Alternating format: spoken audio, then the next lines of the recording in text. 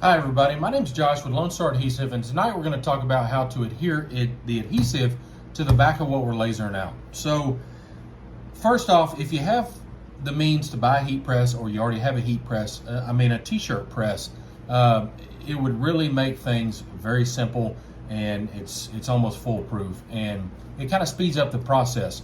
But when I first started out, I didn't have the money for it, and I was using an iron, just like actually this iron right here. So I'm going to show you that process, and then I'm going to give you the settings that we use for the t-shirt press and how we set that up. So first off, this is some jersey tan leather that we sell on our website, and this is some of our Durra-Bull adhesive, and this is in our 12-inch wide roll. So before I do anything, and I found this out the hard way, because I was actually just putting the leather straight down on a cutting mat, and what it was doing, when you would put the heat to it, it would cause the leather to discolor because it was releasing the moisture that was inside the leather. So to fight that, I would actually use, let me pan down a little bit.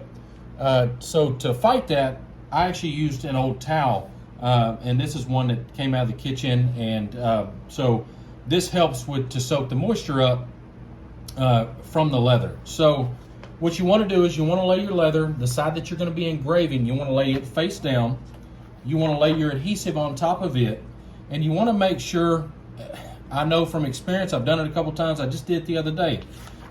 You want to make sure that you are not, that your carrier sheet is facing up, because I've done it a couple times on the t-shirt press and with the iron to where the adhesive was sticking up, and you know it as soon as you do it. So in that instance, let it cool down. You can usually peel it off in the sheet.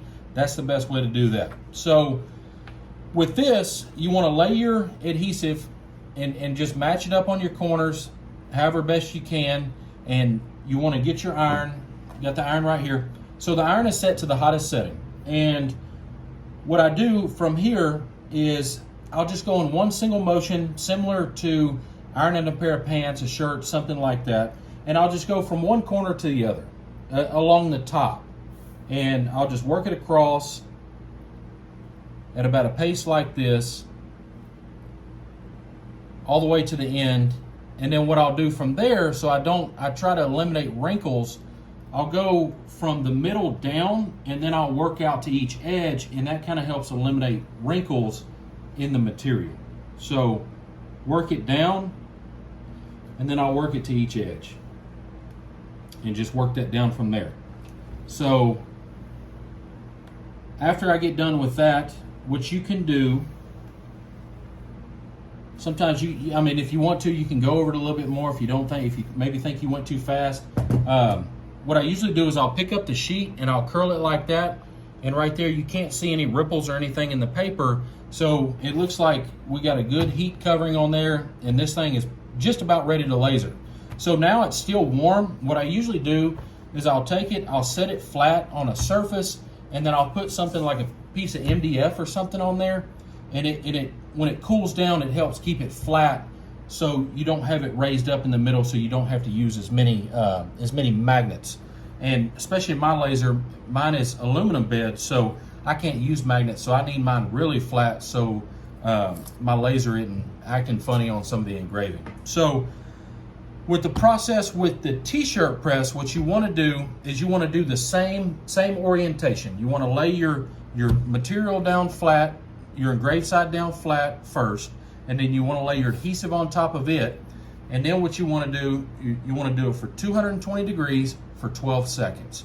And that's gonna completely seal it on your piece. And then from there, what I do is I take it, I bring it, set it on my table, and I put a piece of MDF on it, let it cool down.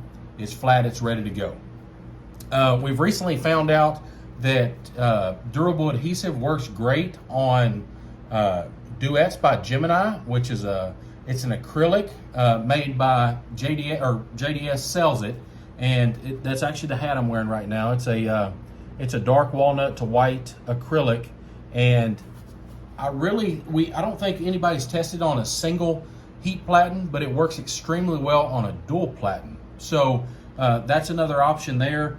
I'll tell you, so I found this out from watching Odin from Odin Leather Goods, one of his videos. His cutting board, or his table, the whole table you can cut on it. And that's a material called HDPE, high density polyethylene. And it's really nice because you don't have to get a cutting mat out. So when we buy hides, they're usually around 8 feet long. And what I do is I take a sheet of MDF like this, and this is actually LaserBull rubber for stamps. I stamped it out, or you could cut it out with the laser, and then I used a barge cement to put them on there. So when I lay my piece, and I just use a regular knife, and I usually change the blade out. I'm pretty consistent about changing the blade out just because it cuts so much better with a new blade. I lay it on my piece of leather, and then I cut around it, and that rubber on the bottom really keeps your piece from sliding, because I had that issue before, and it is really aggravating when you're cutting a square piece and that blade slips and it gets all cockeyed. So I think that covers everything for tonight. If anybody has anything else, they can reach out through our Facebook, through our Instagram. Our email is info@LoneStarAdhesive.com. If you do that, leave your phone number. I know if you've ever talked to any customers of ours, I tend to call a lot of them, and I just like that type of relationship with our customers. I like to reach out. You're able to cover a lot more information in a so much shorter period of time. So if anybody has any questions pertaining to anything, so Greg from the Laser Channel, we're working together. I've sent him over a bunch of information, a lot of samples. He's actually going to put together a little video series for us. We're going to have it on YouTube, and we're also going to have it on our website, and that's going to kind of cover some of these things that I'm covering tonight. But he's going to go a little more in depth with settings on engraving for leatherette, for leather, for just every bit of material with a couple different, with a diode laser and a CO2 laser.